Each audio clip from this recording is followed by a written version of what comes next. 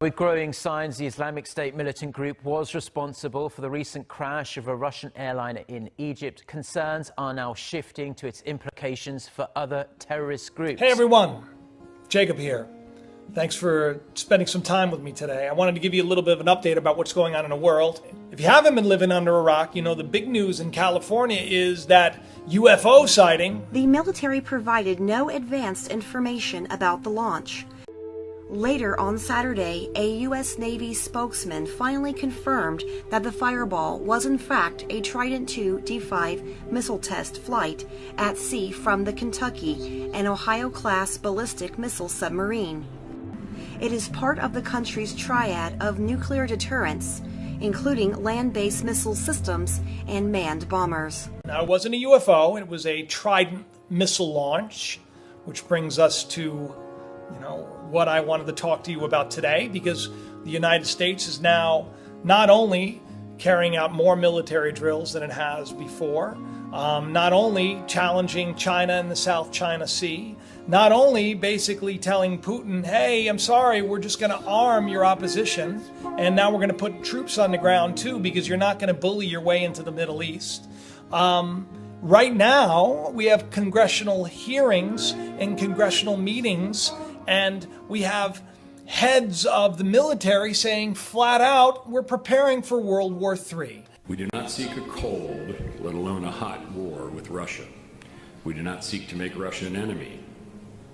But make no mistake, the United States will defend our interests and our allies, the principled international order, and the positive future it affords us all. In testimony before the Senate Armed Service Committee today, General Jack Keane warned that now is not the time to simply hope the Kremlin comes around. Putin has begun a proxy war with the United States. How can the United States stand by and do nothing? If we continue to wring our hands and continue to be dominated by fear and opposed to instilling fear, then Russian aggression will not just advance in the Middle East, it will with certainty escalate. We need to come together as a people, and we need to wake up to the fact that things are a mess today. If you haven't been paying attention, climate change, I know a lot of people are saying, oh, it's been worse before, but when I began sharing about climate change, and when I began talking about how we'd be seeing war in a short period of time, long before it was happening, it wasn't every other day that we were hearing of major storms. It wasn't every other day. Roads and homes in Gaza have been flooded, and in some areas the water rose to over 2 meters deep. And in the Israeli city of Ashkelon, 30 millimeters of rain fell in under an hour, leading to homes and shops flooding and one street collapsing. There's a reason why today, more than ever before, the government is preparing for such things, even solar storms. A massive electromagnetic pulse from solar flares could destroy power grids and cost billions of dollars. That's why the White House is working on protection efforts. The Office of Science and Technology Policy recently released an action plan and strategy that outline how the country will prepare for the worst. That's the new thing. Right now, they're worried about a big solar flare that's going to wipe out the power grid. So the government is taking major preparations for this. I know it sounds all doom and gloom, but it's really not. It's just these birth pangs, that we're hearing about. Well, they're getting closer together because something amazing is about to come to be. But for that to happen, one of two things has to happen. A, we have to abandon all greedy pursuits of war and lust for power, and we need to start living for each other. Or B, it has to get so bad that we finally realize, hey, war is not the answer anymore. Sadly, I think Plan B is the direction we're going, because it doesn't seem like,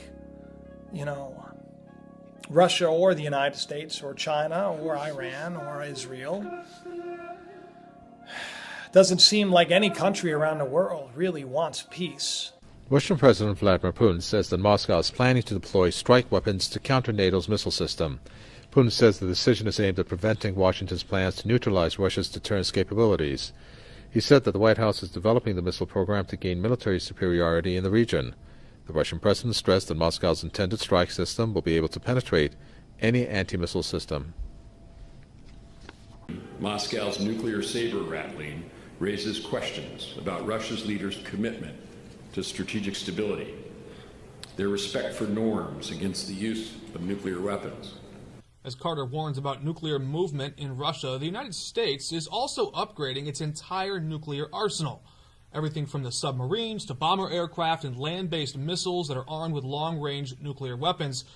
Even the nuclear weapons themselves are also being upgraded. Carter says now that China behaves and how they plan to behave moving forward will be the true test of its commitment to peace and security. We do not seek a cold, let alone a hot war with Russia. We do not seek to make Russia an enemy. But make no mistake, the United States will defend our interests and our allies, the principled international order, and the positive future it affords us all. Things are going to change, and they've been changing for a long period of time without us knowing about it. Now everything is ramping up very quickly. I hope that this little update has brought you up to speed, and I hope you get a little more involved. I hope you also subscribe and you take the time to share this or comment. Because the bottom line is that we can live a better life. We can be a light in darkness. You know, you can't put out a fight with another fight. You can't put out a fire with fire. You end war with peaceful acts. And today it seems like people are more angry. They're more impatient. They're more greedy than before. So we have to be that light in the midst of the darkness. We have to change that. Because the Lord is our shepherd, and we shall not want. He makes me to lay down in green pastures. He leads me beside still waters. He restores my soul. He leads me in a path of righteousness for his name's sake. Yea, though I walk through the valley of the shadow of death, I fear no evil, for he is with me. His rod and his staff, they comfort me.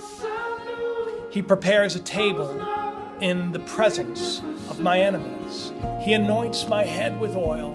My cup overflows. Surely goodness and mercy will follow us all the days of our life, if we dwell in the house of the Lord forever. So it doesn't matter that we're walking through the valley of the shadow of death right now. It doesn't matter.